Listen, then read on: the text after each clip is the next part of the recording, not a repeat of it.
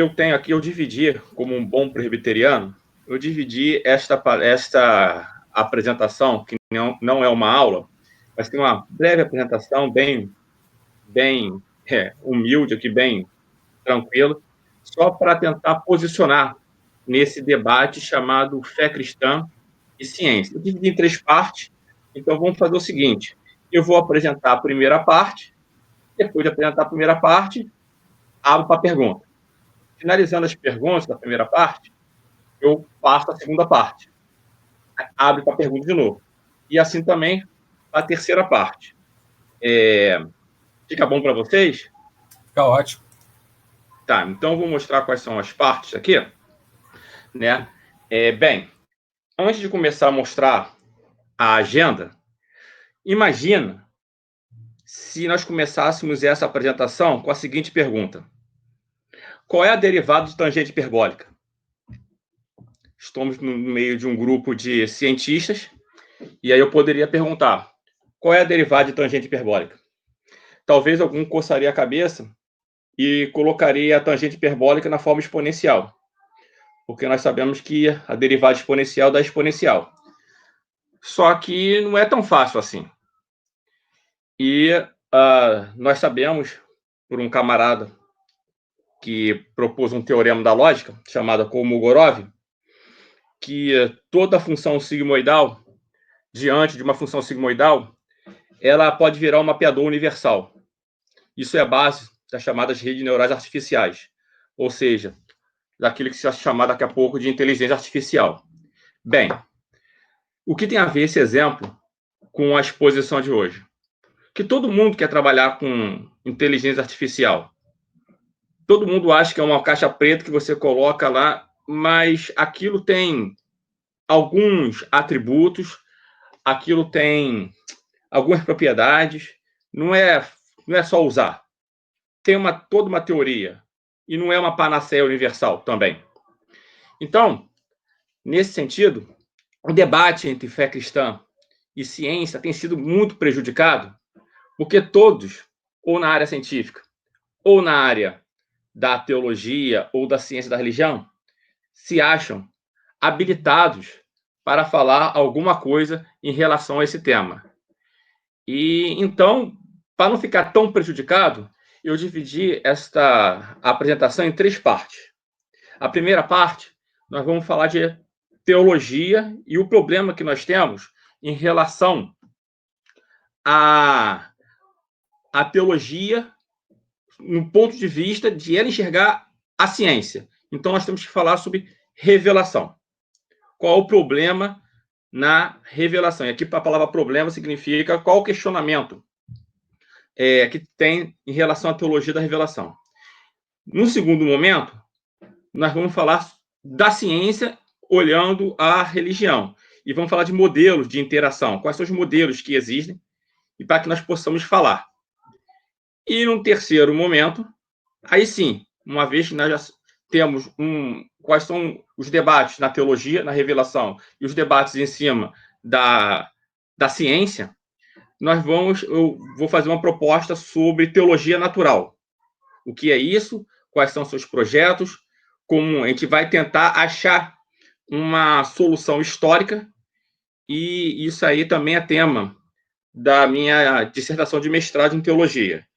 Então, aqui a gente não vai tentar ser muito técnico, mas vamos tentar achar uma contribuição para que possamos nortear e dar resposta à fé cristã e ciência. Tá? Então, vamos tentar isso aí. Então, vamos ao primeiro ponto. Modelos de revelação. Eu vou apresentar algumas considerações. Bem, esse que está aí, né, foi o cardeal Avery Dulles, né, um jesuíta, e ele escreveu esse livro aí em inglês, chamado Modelo de Revelação, em 1983. E essa edição que está aí é de 1992. Tá? Neste livro, ele classifica os chamados modelos de revelação. Deixa eu ver se eu passei. E aí ele fala que há 5 modelos, tá? E modelo, para a gente, da área da ciência, significa aproximação. E toda aproximação não é uma exatidão, e sim uma aproximação. Então, ele tem 5 modelos, ele propõe 5 modelos, e aí vamos ver quais são os modelos que ele coloca e como é que nós encaixamos, né? Sempre, quando a gente vai discutir, debater alguma coisa sobre teologia e ciência, ou fé cristã e ciência, ou dogmática positiva e, e ciência, sempre vem a pergunta: qual é o objeto da teologia? Visto que a teologia ela é uma disciplina pedagógica orientadora para que se possa falar do discurso acerca de Deus. Mas qual é o objeto da teologia? E aí nós ficamos nessa pergunta e tentando achar uma solução para essa pergunta. Por quê? A pessoa que faz essa pergunta já entende que você vai responder que é Deus o objeto da teologia. E se você responder que é Deus, ele vai perguntar como é que se procede isso. Como é que é? Você leva Deus para o laboratório? Como é que é isso? A resposta que se tem dado pelos especialistas é justamente que o objeto da teologia é a revelação. A chamada teologia da revelação, a doutrina da revelação. A partir daí, então, é muito importante estudar esses modelos. Então, o primeiro modelo, o Avery Dulles pegou uma série de trabalhos teológicos e começou a classificar. E a primeira classificação é a revelação como doutrina, tá? O que significa isso? Significa que a revelação ela é composta de afirmações, juízos proposicionais, tá? Então, ela se baseia em proposições. Por exemplo, Deus é amor, Jesus é a porta, proposições. A partir dessa proposição, essas proposições revelam o Deus verdadeiro, tá? São trabalhos como o de Carl Henry, que inaugurou, digamos assim, ou tem uma visão mais estabelecida sobre a revelação como doutrina, é o clássico que temos a apresentar. Carl Henry, J. Packer e John Stott, essas pessoas, esses teólogos, esses pensadores afirmam Deus como revelação, estão enquadrados nesse modelo, tá? Que a revelação ela estabelece como uma doutrina. O segundo modelo é revelação como história, ou seja, a revelação ela é vista pelo um testemunho subjetivo, um testemunho na história.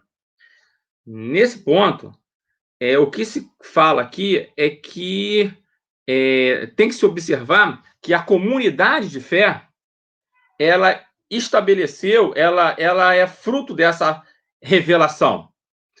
E os credos e confissões, elas são o produto dessa interação comunitária.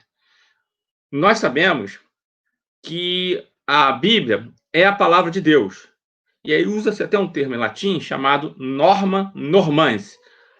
E as confissões e os credos, elas são documentos que são norma normata. Norma normans é uma fé que regula. Norma normata é uma fé que é uma norma que é regulada. Se isso existe, a Bíblia está acima dos credos e confissões. Aqui, na revelação como história, os dois estão no mesmo pé de igualdade como normas normata. Elas são reguladas pela história, tá? Então, são um pensador bem influente que fez um comentário contra Karl Barth, está nessa posição aqui, é Pannenberg. Pannenberg é um autor que trabalha isso, revelação como história, tá? Wolfgang Pannenberg. Um terceiro ponto, um terceiro modelo é revelação como experiência própria. O que significa isso? Ela foi cunhada quando o subjetivismo estava numa proporção muito alta. E aí estou falando dentro do idealismo alemão, depois que, naquela fase do iluminismo, um pouco Adiante. Temos aí a fé como algo hiper subjetivo. E essa experiência própria é que a experiência própria de uma pessoa significa fé. E isso que está muito próximo da revelação. Autores como Friedrich Schleiermacher, um liberal, né, que estava dentro do movimento chamado liberalismo teológico, propõe esta ideia. Então, a revelação como experiência própria, você vai ver isso muito no idealismo, no romantismo alemão, principalmente em figuras como Schleiermacher. E não vamos muito, um pouco para frente, nós podemos também pensar se essa experiência própria não estaria também em movimentos do tipo pentecostais. E neopentecostais nem vou falar, porque eu acho que é outro processo, é outro tipo de objeto a revelação. Mas os pentecostais, como os pentecostais mais clássicos, têm esse ponto de contato com o liberalismo teológico que tange a experiência subjetiva como algo, como ponto de revelação. O quarto é revelação como presença dialética. Presença dialética foi um nome cotejado, foi uma alcunha a Johann Kierkegaard, né, um filósofo, digamos, existencial, que tinha como uma teologia chamada teologia dos paradoxos. Né?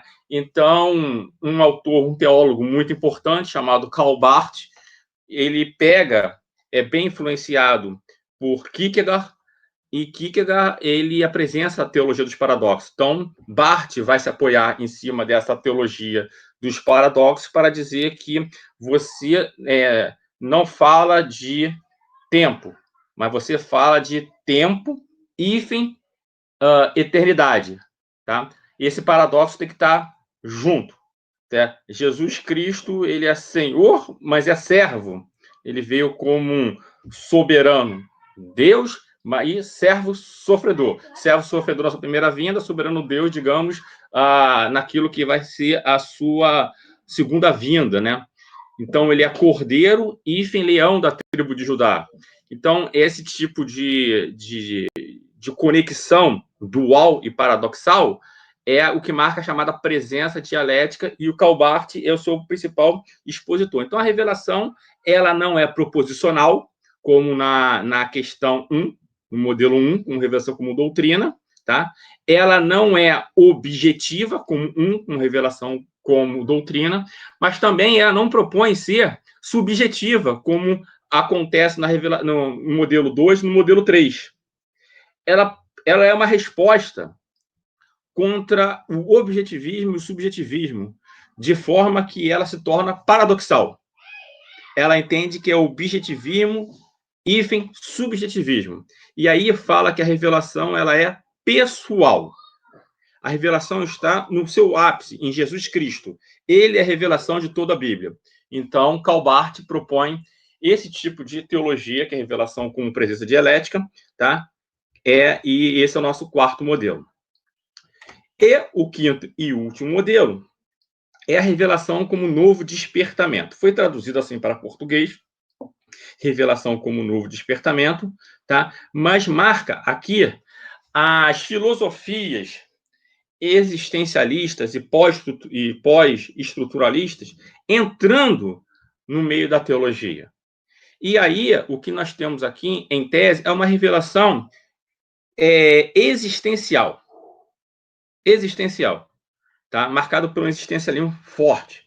Isso marca o que se chama hoje, que é muito importante e muito pouco estudado entre nós protestantes, mas é um fato que tem que ser estudado, a chamada virada antropológica, ou guinada antropológica, onde cria-se algumas teologias da libertação.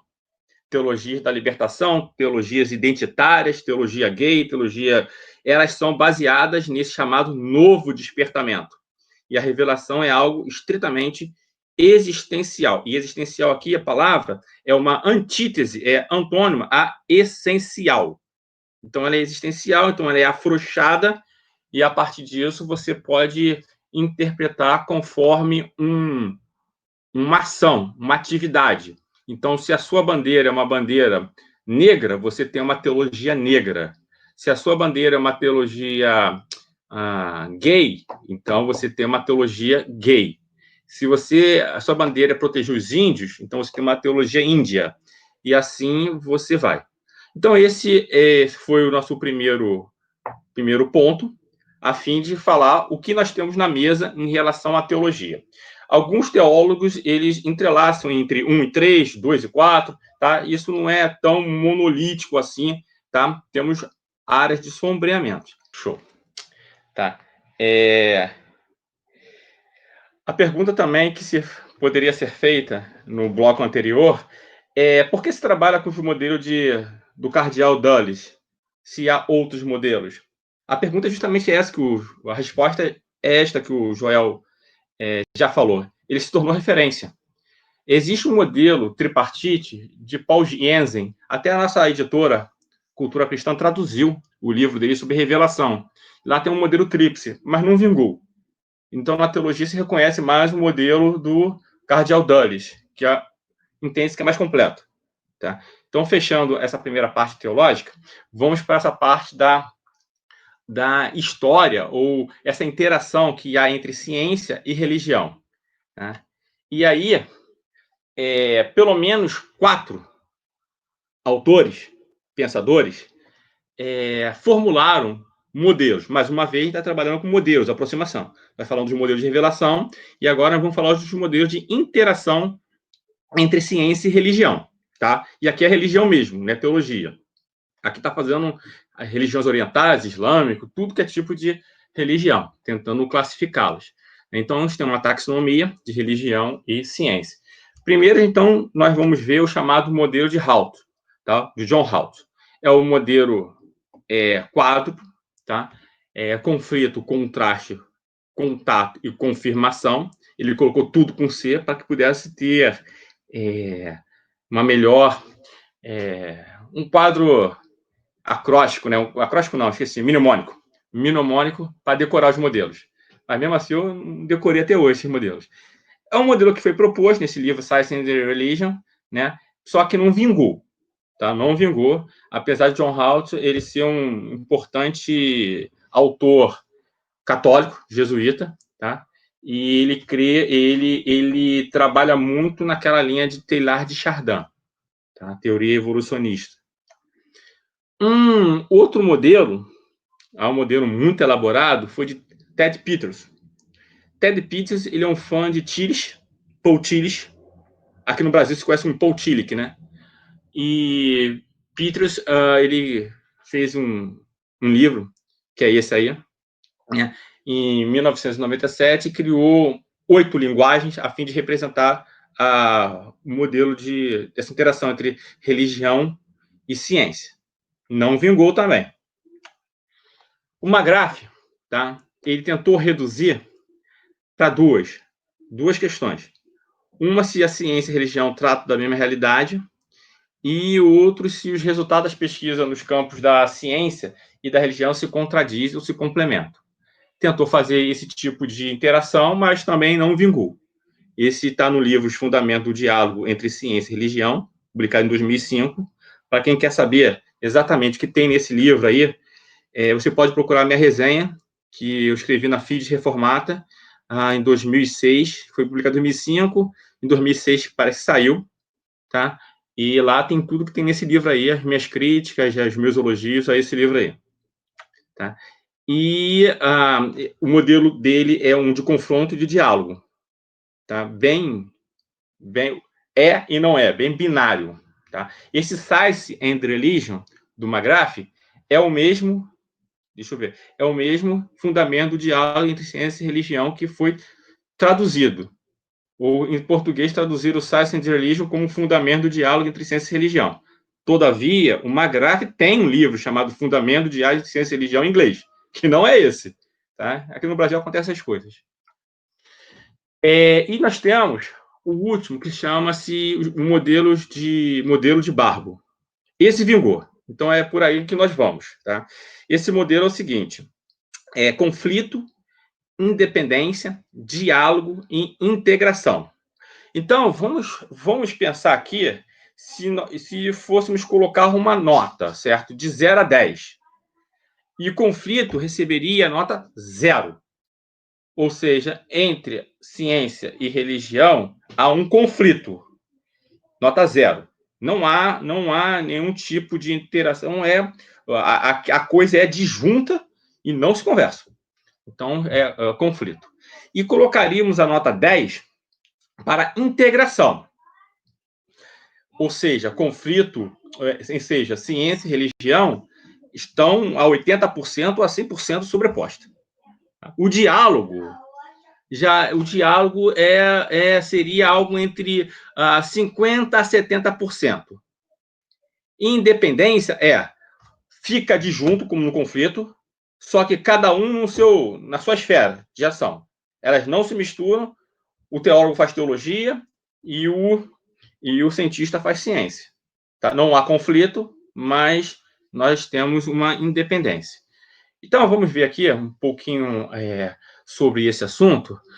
Por exemplo, o livro que ficou consagrado foi um livro de 65, quando Barbour começou a elaborar essas interações. Quando chega mais ou menos na década de 90, o Barbour publica um livro que é um livro grosso, onde apresenta esse modelo, chamado modelo de Barbour. Tá? Esses 4 que eu acabei de apresentar.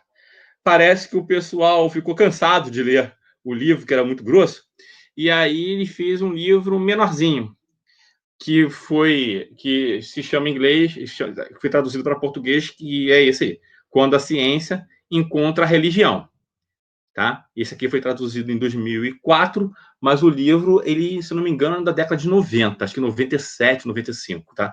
Então, Quando a Ciência Encontra a Religião, Inimigas, Estranhas ou Parceiras. Esse livro parece estar esgotado, tá?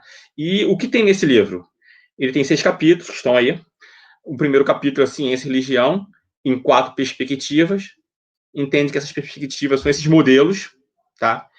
E aí ele vai começar a colocar os grandes temas da ciência, da teologia e da ciência em capítulos. Então, astronomia e criação são um capítulo. E aí ele ia falar quem garante, quem acredita no conflito, quem acredita no diálogo, quem acredita na integração e quem acredita na independência, e como eles criam as teorias para isso. As implicações da física quântica. E aqui, tendo físico aqui, acho que o melhor título seria As Implicações da Mecânica Quântica, e não Física Quântica. Né? Um quarto seria Evolução e Criação Contínua. Tá? E criação contínua, nós vamos colocar aqui como uma criação sob o ponto de vista do deísmo. É uma elaboração do deísmo, a chamada criação contínua. Tá? Esse é o capítulo. O 5 seria genética, neurociência e natureza humana, e 6 seria Deus e natureza. A partir essas 6 temáticas, ele começa a falar sobre os modelos. Tá? Geralmente, quando se trata de Brasil, os debates sempre ficam, todo mundo acha que fé e ciência é criação ou evolução, né, que seria o quarto tema, e quando se fala de Big Bang e outras coisas.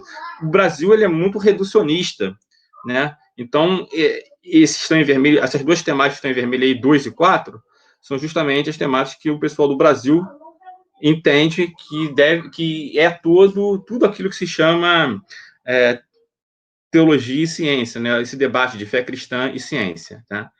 Então, já que no Brasil fala isso, vamos só dar uma olhada, não aprofundar, o que está nesses capítulos, como é que o Barbour apresenta esses capítulos. Então, quando ele fala sobre astronomia e criação, quando ele fala de conflito, fala sobre o universo por acaso, e 2, harmonizando o Gênesis e o Big Bang. Né? Ele diz que esse tipo de coisa estão em conflito. Independência, ele fala sobre o significado religioso da criação e as funções da história da criação. O diálogo vai pressupor que deve-se falar por uma inteligibilidade do cosmos ou a contingência do cosmos por uma argumentação. Já na integração, deixa eu ver se eu consigo ver aqui, fala sobre o chamado princípio antrópico, né, que vai dar o chamado ajuste fino do universo, os modelos de Deus como criador e a relevância da humanidade. São essas temáticas que estão na mesa, que o pessoal que dá ciência, da religião, da teologia. Aqui no Brasil, nós estamos começando a engatinhar, mas nós temos já algo já significativo, uma Associação Brasileira de Cristãos na Ciência, o pessoal está fazendo uma boa acolhida a esse tema, né? E outros grupos, né? E deixa eu passar aqui, se consigo. Tá. E no ponto 4, evolução e criação contínua, nós temos esses pontos aqui, tá? Que eu não vou repetir, mas são esses pontos aqui. Tá. A teoria de Barbour foi colocada na mesa. Esse camarada aí é John Hedenbrook, assim, digamos, um historiador da ciência e da religião de mãos cheias.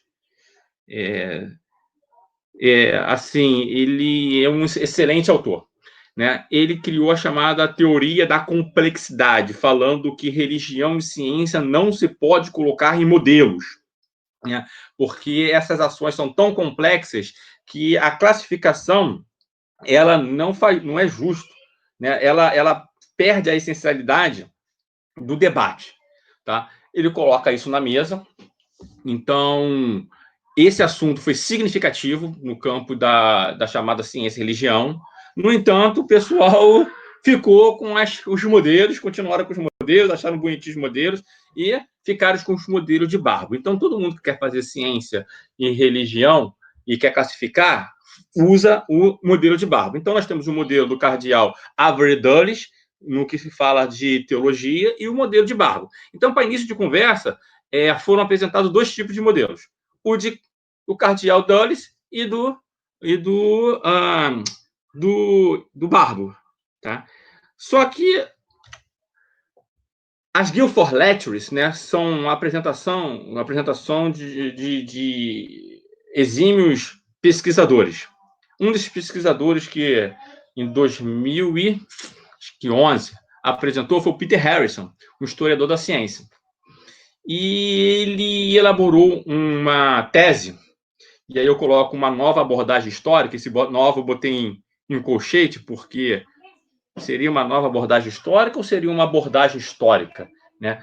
A tese dele é o seguinte, que religião e ciência, na pré-modernidade, ele está falando antes do advento de Descartes, na pré-modernidade, ela não tinha nenhum tipo de conflito, porque a palavra religião, religio, em latim, e a palavra ciência, em latim, que dá o nome de ciência, ela, nas mãos de Tomás de Aquino, foi amplificado como virtudes. Então, a ciência é uma virtude para o conhecimento de Deus.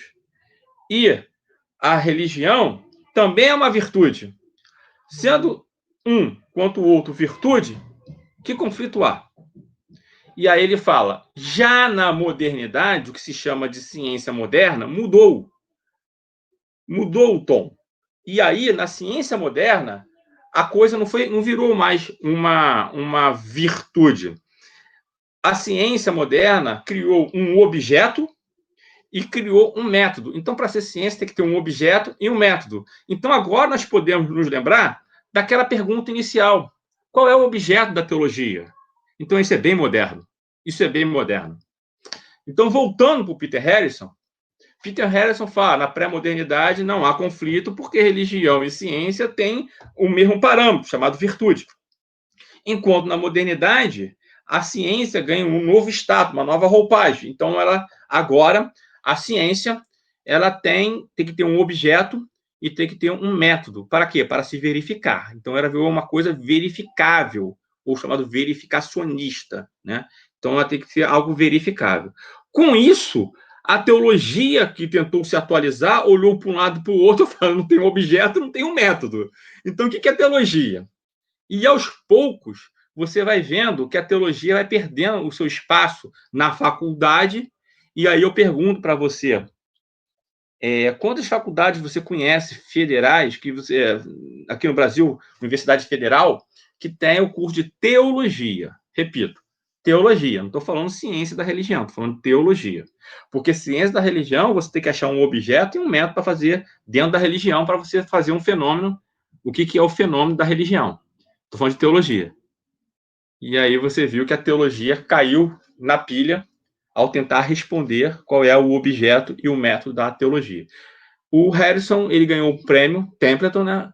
Ganhou um dinheiro considerável, e ele saiu, ele era o diretor do Ian Hansen, ele saiu do Ian Hansen, e com o dinheiro que ele recebeu, ele foi para a Universidade de Queensland, na Austrália, ele é australiano, e lá ele começou as suas pesquisas sobre secularização, que é o grande problema, porque está se fechou as igrejas na Europa, fechou as igrejas na Inglaterra, quando fala de Europa, fala na parte continental, nas Ilhas Britânicas também. Por que essas igrejas fecharam? Existe 3 pontos. Um dos pontos seria a secularização. Então ele vai fazer essa pesquisa sobre secularização, já acabou, já tem um livro já proposto, né? E onde ele tenta estabelecer essas regras e qual a contribuição que ele dá. Bem, aí nós fechamos esse bloco. Isso aqui faz parte de um estudo de pós-graduação, tá? Isso aqui são os resultados preliminares. Então, eu trabalho com teologia natural, tá? Teologia natural, você vai entender por quê, em latim. E aqui eu não pretendo fazer uma ressonância, mas uma radiografia. Então, nós apresentamos o modelo de teologia, os modelos de interação, e agora vamos tentar colocar uma resposta, uma solução, tá? E a solução eu tenho que entender qual o problema, né? Então, eu entendo que nós podemos fazer isso por teologia natural. Aí eu vou colocar uma definição, tá? Então, em ciência, geralmente, nós tentamos fazer o seguinte: define e classifica. Define e faz uma vez que as variáveis elas foram definidas, eu vou tentar separá-las para ver quais são os agrupamentos que eu posso fazer. Então, define e classifica. Nesse caso, eu vou tentar fazer uma definição de teologia natural. Não é fácil. Eu vou tentar trabalhar com essa aqui, tá? Teologia natural, que é TN, é uma investigação racional inseparável de um primeiro princípio arqué e, portanto, é uma busca pela sabedoria, como foi entendida pelos filósofos gregos. Tá? Então, daqui a pouco vou explicar por que os filósofos gregos, que tem a ver isso. Aí você fala, poxa, a teologia não é cristã que você quer fazer? Por que você está falando sobre teologia dos gregos, dos filósofos gregos? Talvez essa resposta seja respondida no meio dessa apresentação. Qual a classificação que eu vou fazer? Eu vou apresentar 2 modelos. Os modelos são meus, a responsabilidade é minha. Tá? A teologia natural é uma teologia da natureza. Tá? E a teologia natural é uma teologia racional. Então, eu tenho um modelo de teologia da natureza, modelo 1, e eu tenho um modelo 2, que é uma teologia racional. Tá? Então, eu vou tentar passar isso aqui. Deixa eu ver se consigo. Tá. Qual é a minha contribuição para essas duas propostas, 2 modelos? Como eu estou entendendo a palavra natural de teologia natural? Eu estou entendendo natural como natureza ou estou entendendo natural como um conhecimento natural, um conhecimento a priori, ou seja, razão? Então, eu entendo aqui que tem um modelo 1, que chama natural como natureza, que eu consigo fazer um diálogo, não uma... Eu estou sendo bem humilde na proposta, não falo de uma integração, mas um diálogo. E tem o modelo 2, que é um conflito. Tá? Quando eu falo de conflito, eu estou falando de demonstração da existência de Deus. Porque toda vez que se define teologia natural, quando você vai para um seminário, ou quando se faz um tipo de definição de teologia natural, logo nós lembramos que a teologia natural é provar a existência ou os atributos de Deus. Não necessariamente. Isso aí seria uma proposta que estaria no meu modelo 2. Isso existe. O William Lane Craig faz isso. E eu acho que esse não é um bom caminho. Porque, no final, ele gera um conflito entre religião e ciência. Tá? E, no nosso caso, entende essa religião como religião cristã. Já o primeiro modelo de diálogo, nós vamos entender que natural significa natureza. Então, nós vamos ter uma relação teleológica, de finalidade, não é teológica, mas de teleológica, de finalidade entre a natureza do universo e Deus. Ou seja, o Deus que existe, o Deus criador, ao fazer a sua criação, colocou pegadas, assinaturas, de forma que você consegue observar a natureza por meio de métodos científicos, digamos assim, e perceber que existe alguma coisa que fez que é diferente de um projeto humano de fazê-lo. E só consegue perceber isso se você tiver sintonizado. Sintonizado. Então, aqui temos ondas de rádios e só vamos pegar a estação se nós sintonizarmos. As ondas existem, as pegadas existem, as assinaturas divinas existem, basta você sintonizar. Então, a ideia não é de provar, e sim de sintonizar. É uma relação de finalidade.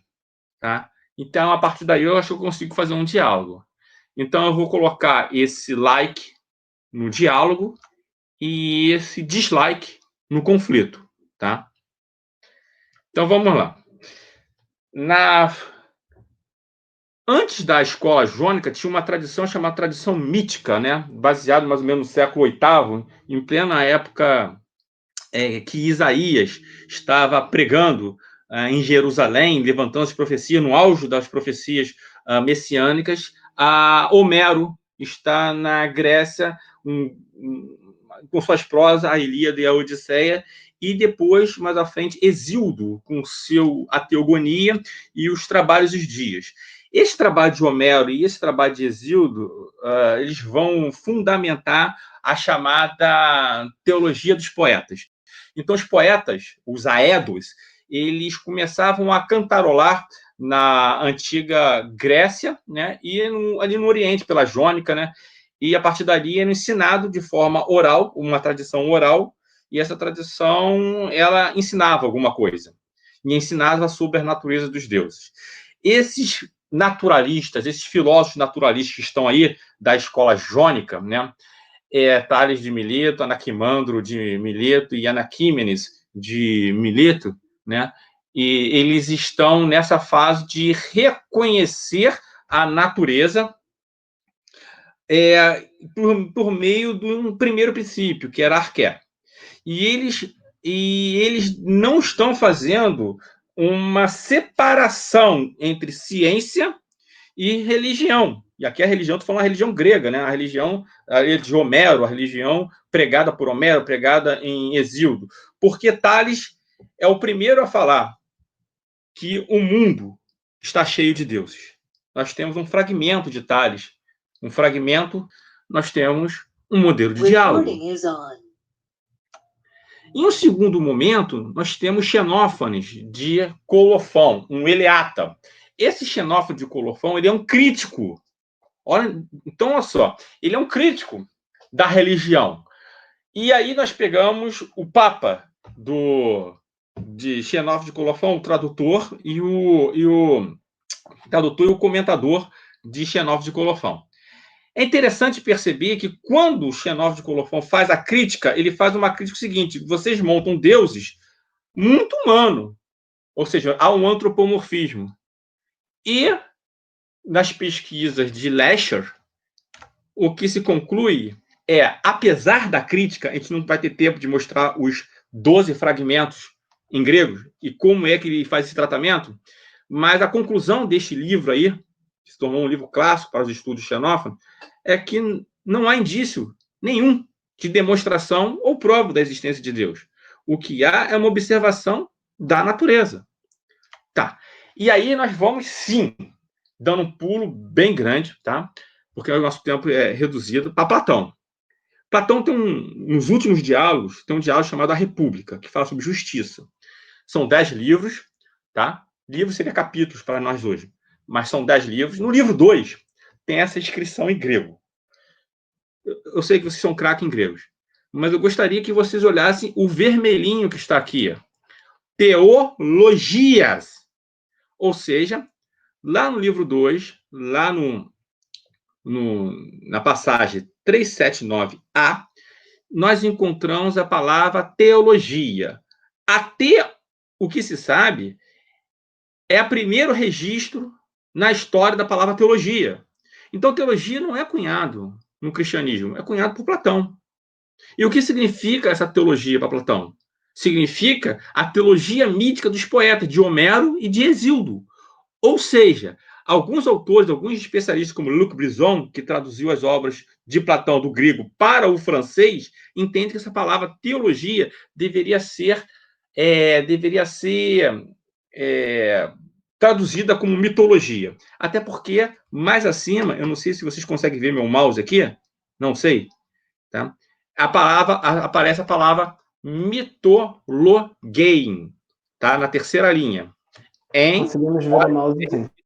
Aqui, tá? Que é mitologia, tá? Então, a melhor palavra seria isso. Num aparato crítico, você vê, se eu não me engano, no século X da obra de Platão, no século X você vê já alguns fragmentos do 379 com a mudança de teologia para mitologia.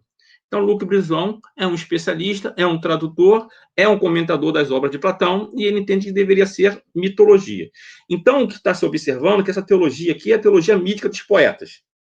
Esse termo vai ser caro mais à frente. Todavia, no último diálogo de Platão, tá, chamado Leis, tá, no livro 10, nós temos uma coisa muito interessante. Platão começa a falar sobre jovens que não estavam mais acreditando nos antigos deuses. E aí ele resolve fazer uma demonstração como prova da existência de Deus. Então, no livro 10, você vê Platão fazendo isso. Mas foi uma coisa muito exceção. Platão nem acaba esse livro chamado Leis. Tá? Então, é uma exceção. E todo mundo que fala sobre a origem da teologia natural vai colocar em Platão, aqui, nas leis, no livro 10, isso aí. Tá? Então, nós daríamos um dislike, porque a palavra demonstração. Mas temos que ficar atentos. É que isso foi uma exceção de um determinado contexto. Né? Lógico que nós vamos ter um Aristóteles na metafísica, falando, na metafísica, livro Alfa, falando de uma teologia, que é a teologia dos poetas, que nem Platão estava falando, mas nós vemos também na metafísica, no livro Epsilon, a construção de uma teologia filosófica, ou teologia epistêmica, ou seja, uma teologia científica, que é o novo tipo de teologia que Aristóteles vai fazer. E no livro Lambda, a metafísica livro Lambda, ele vai falar para a gente o que significa essa teologia científica, essa teologia filosófica, tá? E aí ele vai começar a falar da teologia como a rainha das ciências, Aristóteles, tem nada de cristianismo aqui não, como a rainha das ciências, ou seja, a metafísica, ela é um último estágio da filosofia, só que a teologia seria o estudo do estudo. E vai tentar falar de um primeiro motor, e esse primeiro motor estaria no campo da teologia, por meio de 4 causas. Esse é Aristóteles. Todavia, nós encontramos também no helenismo, no fragmento SVF 2.2009, um fragmento que talvez possa ser a Panesse ou Posidônio de Rhodes, que se fala sobre a natureza dos deuses, tentando argumentar em prol da existência de Deus. Então, esses textos ali são textos que eu estou trabalhando, tá? Mas nós não temos uma clara, na filosofia grega, os especialistas não chegam a uma distinção. Estão procurando outras coisas. E aí, nós chegamos a 2 grandes campeões da fé. Um é Tertuliano. Num livro chamado Ad Nationes, ele vai falar sobre uma dispensation tripartite, ou seja, uma forma tripartite de se falar. Mas em Santo Agostinho, o Agostinho de Hipona, na Cidade de Deus, no livro 6, no parágrafo 5º, que ele vai começar a falar de uma obra perdida. Nós não temos mais essa obra, a não ser 4 livros. A Antiquatis Rerum Manorum et Divinarum. Essa obra é atribuída a um estadista latino chamado Marcos Terêncio Varro, e lá Varro diz que essas religiões greco-romanas tinham uma forma de teologia tripartite, em latim, teologia tripartite. E essa teologia tripartite era dividida em uma teologia mítica dos poetas, ou teologia dos poetas, lembramos? Estamos lembrando aqui de quê? De Homero e de Hesíodo. Uma teologia civil ou teologia política, que os deuses garantia a forma dos estados, uma teologia do povo. E aparece aí a primeira forma de teologia natural, a natureza do divino, sobre as divindades. Então, Agostinho, ele vai começar a tecer algumas críticas e a palavra teologia vai ficar uma teologia, uma palavra mal, ficar em maus tratos. Então, essa palavra vai ganhando uma forma muito negativa a partir dos comentários de Agostinho. Então, por quê? Porque essa teologia é uma teologia pagã. E a única verdade, toda a verdade é a verdade de Deus. Então, a teologia mítica não é, a teologia civil não é, a teologia natural também não é. Então, isso fica, tá? E aí, vamos ter toda uma escolástica medieval, que eu vou passar, temos pontos interessantes. Tá. Então, vamos ver como essa teologia natural vai chegar na tradição reformada. E aí, eu vou começar essa tradição reformada aqui, para esses dois. Deixa eu ver se eu passar. Pronto. Esses dois personagens aqui. Calvino e Jean Afonso Turrentini. Deixa eu falar um pouquinho antes de Calvino.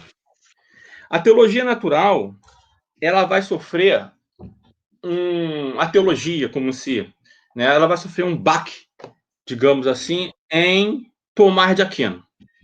Tomás de Aquino vai começar na Suma Teológica e na Suma contra os Gentios, na Suma contra os Gentios ele vai tentar oferecer uma prova da existência de Deus para os pagãos, gentios, enquanto na Suma Teológica ele também tem as provas da existência de Deus, mas vai falar mais para a comunidade de fé, né? Então, você, ao contrário de Anselmo de Cantuária, que tenta fazer uma argumentação em prol da existência de Deus para os monges, né, mas de forma a priori, de forma racional, a priori, o Tomás de Aquino ele faz a prova de forma a posteriori, ou seja, tem uma observação, tem um empirismo ainda na formulação dele, tá? O que acontece é que existe uma doutrina chamada das duas beatitudes, onde tem a questão da chamada obediência potencial, que a gente não vai dar tempo para falar aqui agora, que vai gerar, mais à frente, um conflito chamado o conflito graça e natureza. Alguns vão falar que não foi Tomás de Aquino, e sim, mais à frente, com Francisco Suarez. Isso não importa aqui. O que importa é que, de alguma forma, os teólogos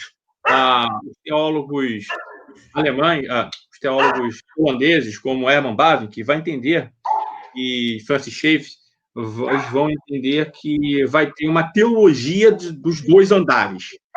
Então, na tentativa de dar uma solução a um problema que estava sendo feito no século XIII, principalmente por causa de um contexto das condenações parisienses, ele dá uma resposta e se torna o Tomás de Aquino, né? O Tomás de Aquino, o grande célebre da Igreja Católica. E a partir daí cria-se, então, o chamado paradigma graça e natureza, que a graça estaria no andar de cima e a natureza no andar de baixo, sendo bem compartimentados essas esferas, né? E aí você vai estar dentro da igreja, vai ter o chamado leigo e o chamado santo, né? O profano e o santo, né? Então, você vai ter o pároco, que é santo, e você vai ter a formação de engenheiro como leigo, né? Profano, né? Isso vai ter que ser recuperado, tá? Mas em Tomás de Aquino não há esse tipo de apontamento, né? De iniciativa, digamos assim. Isso fica muito ruim, porque quando isso chega na Inglaterra, pelo Herbert Cherbury, o que acontece é que isso vai começar a acelerar um processo que nasce dentro do teísmo, chamado deísmo.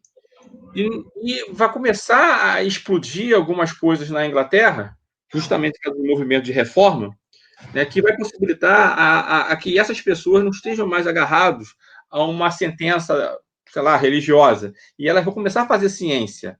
E uma ciência, assim, que já nasce já nesse contexto, onde os profanos estão começando a fazer ciência, né, até a criação da chamada ciência moderna. E aí nós temos um Francis Bacon, Tá? E aqui estou fazendo uma coisa bem resumida, com a chamada teoria dos dois livros. Isso resgatou na escolástica medieval. O que diz a teoria dos dois livros? Existe o livro da natureza, que é o livro da ciência, e existe o livro da revelação, que é o livro das Sagradas Escrituras. A pessoa tem que saber ler. Saber ler o livro da natureza e também saber ler o livro da criação. Para esse tipo de assunto, na Inglaterra, tomar uma dimensão de separação, de conflito, está próximo. Isso é o judaísmo. O deísmo ainda não é uma estrutura ainda de total conflito. A estrutura de conflito seria o ateísmo, que vai ser derivado do deísmo. Mas o deísmo vai possibilitar pessoas, cientistas, como Robert Boyle, o químico, até a geração de Isaac Newton, né, possibilitar fazer ciência, mas tendo um Deus que ele é criador, mas não tem a ideia muito bem ajustada de providência.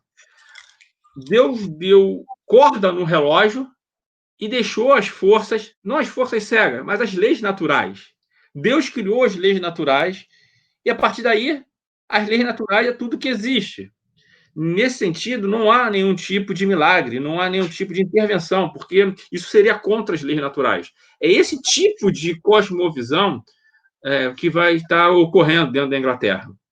E isso vai acentuar muito mais num trabalho de 1802 de um pensador chamado William Paley, que escreve uma obra, adivinha o nome? Natural Theology, Teologia Natural, 1802.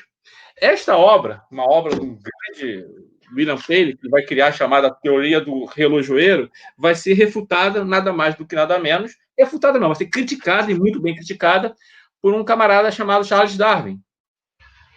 Aí começa, né, o declínio, porque David Hume vai começar a colocar dentro da teologia natural, agora, presta atenção, essa teologia natural não é uma teologia natural de concepção daquele modelo 1 que eu estava apresentando. É o modelo 2, porque vai começar agora uma tentativa, toda hora querendo provar a existência de Deus. E vai ser prova para cá, prova para lá. Por exemplo, nesse livro que eu acabei de citar, do William Paley, de 1802, começa assim. Existe um homem que está, digamos, numa praia, e lá se encontra uma rocha. O que você tem a falar sobre a rocha? E a resposta é, nada você tem a falar sobre a rocha que encontrou. Né? Mas você tendo ciência que essa ilha está deserta e achou uma rocha, o que você tem que falar sobre essa rocha? Nada, você não pode precisar falar nada, você não tem nenhum tipo de inferência, né? Que você possa falar de uma rocha que você encontrou no meio de uma praia dita deserta. No entanto, você começa a andar nessa praia e encontra um relógio. Uma praia deserta. E aí você começa a inferir que essa praia não está tão deserta. Se o relógio estivesse funcionando, aí seria um pouco pior. Não está tão deserta. Houve uma figura de um ser inteligente. E aí ele atribui esse tipo de argumento teleológico a uma visão para se provar a existência de Deus por razões teleológicas. Eu acho que tem um certo tipo de veracidade nesse princípio. O problema é o tratamento em largar a doutrina da providência, porque a conclusão não foi tão boa. A partir de então, David Hume começa a fazer as suas críticas a esse tipo de visão, e como também o Charles Darwin começa a falar que existe, de certa forma, uma seleção natural, e não algo principalmente teleológico para dar esse tipo de ação. Esse tipo de coisa vai chegar na Alemanha. E quando chega na Alemanha, e aí eu estou encurtando essa história, vai ter um camarada chamado Immanuel Kant, que é despertado do sono dogmático, David Hume, entenda-se, o sono dogmático que está sendo despertado é de David Hume, que está fazendo a crítica à religião natural. Então, o que Kant vai escrever vai ser o seguinte, existe um livro de Kant chamado Crítica da Razão Pura, e esse livro é dividido em 3 partes. A terceira parte chama-se Dialética Transcendental. Lá você vai ter uma refutação sobre a teologia racional. Teologia racional, cosmologia racional e psicologia racional. Quando se fala da teologia racional, ele começa a pegar este argumento da chamada physical theology, essa teologia natural deísta. Então, a crítica que Kant vai fazer é a teologia natural deísta. A partir daí, tanto o deísta, quanto o teísta, quanto todo mundo cai. Então, é isso que nós temos que observar. O projeto iluminista, ele começa ali com a detonação de Kant, a meu ver. E aí todo mundo, a partir de Kant, vai tentar arranjar uma resposta para falar que Kant está certo ou falar que Kant está errada. Só que tem um problema. Os autores, os pensadores estão falando que Kant está errado, estão pegando a sistemática de Kant, estão respondendo Kant com Kant. E isso vai ficar muito ruim. E o idealismo alemão, e aí eu estou falando de Fichte, Schelling e Hegel, estão usando a roupagem de Kant a favor de Kant para acrescentar o projeto de Kant. Então você vai começar a ver que, apesar das críticas, vai existir um movimento na Alemanha, chamado em alemão de Zurück zu Kant. Zurück zu Kant significa voltemos a Kant. E aí então surge a chamada teologia moral, porque Kant escreve um livro em 1791 chamado A Religião dentro dos limites da simples razão. E aí nós temos, na sequência, um Albert Ritschl, mais à frente nós temos um Adolf von Harnack, e depois, para tentar quebrar essa tradição, nós temos um Karl Barth respondendo o Adolf von Harnack e outros. Então aí nós começamos a mapear que a teologia natural que está sendo concebida na Inglaterra está justamente entrando em solo alemão, e é no solo alemão que ela sofre um projeto de crítica árdua. E o que tem a ver isso dentro da tradição suíça, dentro da tradição reformada? Bem, Calvino, e aí Calvino, ao escrever As Institutos da Religião Cristã, em 1536, ali nós tínhamos somente 6 capítulos. Tá? Em 1539, nós já temos uma instituta mais robusta, maior, com um número de capítulos maior, e até chegar à última versão em latim das Institutos, em 1559, basicamente com 80 capítulos, se não me engano. Né? E o que Calvino fala sobre nas Institutas e nos seus comentários bíblicos? Bem, ele não fala nada sobre teologia natural. A palavra teologia natural não aparece em Calvino. No entanto, Calvino vai entender que o conhecimento natural do ser humano, da humanidade, não leva um homem à questão da salvação. E aqui, gente, vale uma coisa muito cara, muito bem aproveitada pelos reformados, pela tradição reformada. Com a queda, a imagem de Deus ela é distorcida, ela não é arruinada, ela não acaba a imagem de Deus. A imagem de Deus que estava ali em Adão e na humanidade ali, quando a queda ela é manchada e não ela é retirada, ela é manchada. Nesse ponto, o ser humano tem como fazer, ele faz o uso da razão. E aqui eu vou chamar de 2 tipos de razão: razão horizontal e razão vertical. Na razão horizontal, que é a relação entre seres humanos, ele consegue fazer avião, arma, navios, ele consegue raciocinar, ele consegue fazer ciência. Só que na razão horizontal para a razão vertical tem umas engrenagens. Né? E a razão vertical, aquela que sobe em forma de T para cima, essa razão foi prejudicada. Ela foi prejudicada por causa dos chamados efeitos noéticos do pecado. O pecado atingiu todo o ser humano, mas aqui a gente está trabalhando só em uma dimensão, a dimensão da mente, a dimensão do nous, a dimensão noética. Então, ele detona a engrenagem, e aí as pessoas, ao tentar falar sobre Deus, falam de maneira equivocada, não consegue, cai em caricaturas. E se ele continuar falando sobre Deus, vai gerar ídolos. É isso que a gente está falando. Então, nesse certo sentido, Calvino rejeitaria, sim, uma teologia natural, aquele modelo 2 que eu coloquei, de demonstração das provas da existência de Deus. Você não vê isso em comentário de Calvino, você não vê isso nas Institutas, como você vê em Tomás de Aquino. Você não vê isso. Por outro lado, você vê, sim, Calvino falando que o homem tem uma razão, que o homem consegue contemplar a natureza, mas a natureza ela tem como princípio uma revelação geral que traz elementos negativos para o ser humano. porque ele tem problemas com... Só que ele tem um tipo de razão. Então, a conclusão que nós chegamos é que a teologia natural para Calvino é insuficiente, apesar de ele não falar sobre teologia natural. Por quê? Porque o conhecimento natural do ser humano é prejudicado por causa dos efeitos noéticos do pecado. Todavia, então nós podemos falar que existe uma teologia natural, sim, do modelo 1, mais atenuante. Essa é a conclusão de Richard Miller, um dos professores da... Se eu não me engano, hoje ele era do Westminster. Não sei se está em Westminster. Foi o orientador do Heber Campos Jr., né? Ele é um dos excelentes teólogos. Então, nós temos uma teologia natural atenuante, e entenda, Calvino não fala sobre teologia natural, por isso está entre aspas, mas tem uma teologia natural atenuante, porque há um conhecimento natural, mas esse conhecimento natural não é salvífico, tá? Só que a coisa começa dentro da Academia de Genebra, que Calvino funda em 1559. O seu primeiro gestor foi Teodoro Beza, né, que veio de Berna, né, para Genebra. Ele foi o reitor da Academia de Genebra. É uma faculdade, hoje chama-se Faculdade de Genebra, né? Mas, mais à frente, nós temos um teólogo chamado Francis Turrentine, ou François Turrentine. François Turrentine, ele foi um campeão da fé. Nós temos as obras dele traduzidas como Compêndio de Teologia Apologética, e ele, junto com mais dois teólogos, ele tenta fazer a chamada Fórmula Consensus Helvética. Tá? Isso em 1775, se não me engano. O que veio a ser essa fórmula?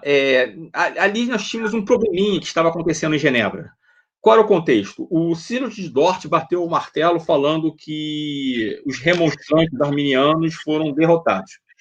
E os calvinistas foram, digamos, os vitoriosos, e os canons de Dort iam uma declaração calvinista, digamos assim, cujo partido de Francis de Gomaro, que estava na frente do partido calvinista, celebrou a vitória. Então, os canons de Dort, onde saem os 5 pontos do calvinismo, foi celebrado.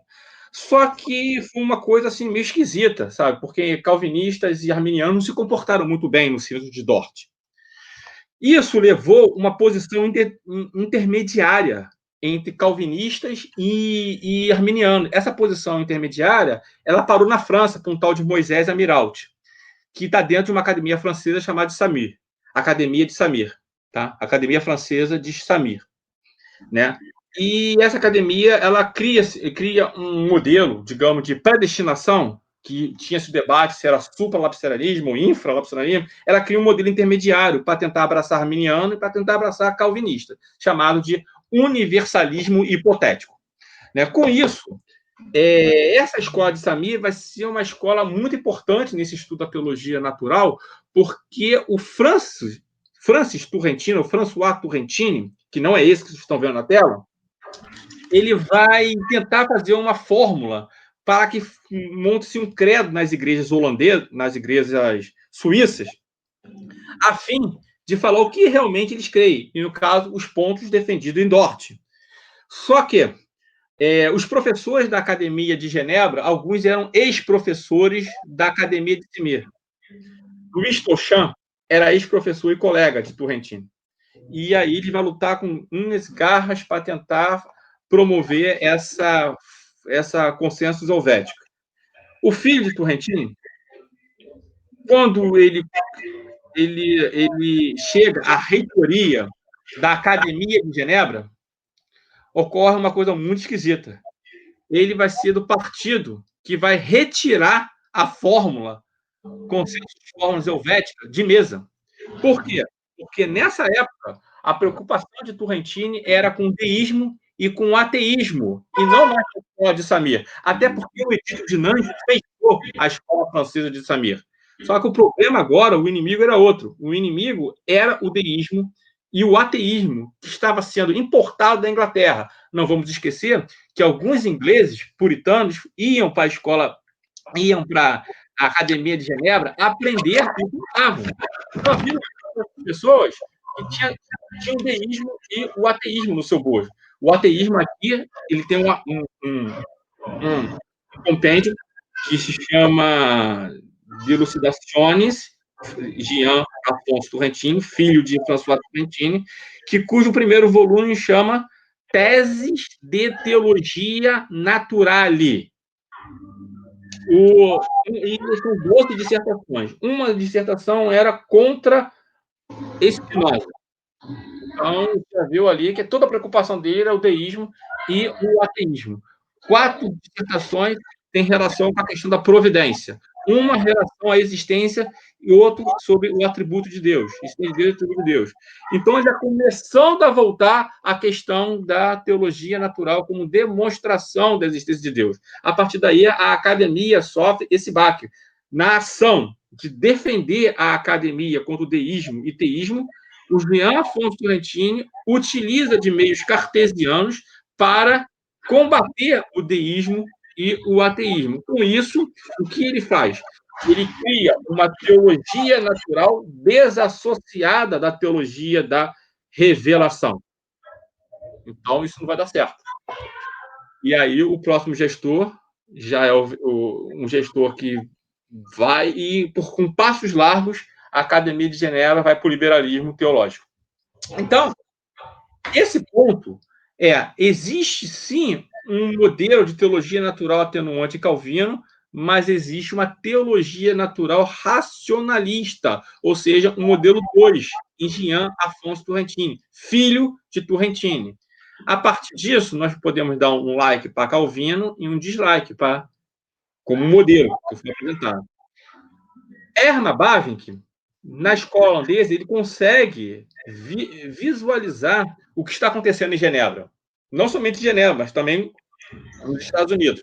E, a partir daí, ele cria uma resposta, porque ele entende que a teologia natural que está sendo concebida dentro do racionalismo nada mais é que uma teologia natural autônoma, uma TNA.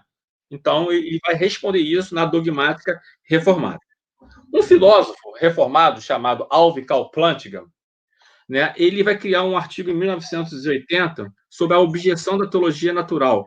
Só que a teologia natural que ele está combatendo não é a teologia natural de Calvino, não é aquele conhecimento natural de peça de Calvino, e sim Turrentini. Então, ele mira em um e acerta no outro. Então, vamos lá. O Plantinga, ele fala que a teologia natural não é um bom... Essa teologia natural não é um bom caminho. Tá certo. Todavia, ele identifica de forma equivocada. Não foi Calvino. Foi o Turrentini. Então, fica meio... Até chegar o chamado debate, né, de Karl Barth, né, de óculos, e M. Brunner. Né? M. Brunner recupera uma teologia natural lá dos gregos e Karl Barth olha para Emil Brunner, que eram muitos amigos, e ali perde a amizade. Porque o M. Brunner o Karl Barth cria um opúsculo, e vai para Guild for Lectures, e vai falar sobre isso, a falar que não há nenhum tipo de contato, não existe. Não existe teologia natural. Bom, o artigo que ele escreve, o opúsculo que ele escreve, é um opúsculo chamado Não. Não o projeto de teologia natural. Em alemão é Nein. E a resposta que o M. Brunner vai falar é o Graça e Natureza, em alemão. Graça e Natureza, eles vão ficar nesse debate. Esse debate não vai ser proveitoso. E só lembrando que a teologia natural que Karl Barth está se identificando é a teologia natural de Turrentini. Tá? É essa que estava no contexto do liberalismo teológico. Então, ele está dando a resposta para esse tipo de teologia natural dentro das igrejas reformadas. E vamos ter que contar que Barth não queria fazer nenhum tipo de associação entre teologia e ciência, porque ali estava dentro do nazismo. Ali tinha o contexto do nazismo. Então, existiu o nazismo e ele não estava querendo fazer isso. Tá? O discípulo de Barth, Torrance, de início rejeita. Depois ele entende qual é o contexto do nazismo e ele formula uma teologia natural que Alex McGrath vai beber de Torrance, e alguns dizem que a teologia natural no meio reformado que existe, que é uma grande proposta, chama-se teologia natural Torrance McGrath. Eu entendo que é um projeto hoje do McGrath, sozinho.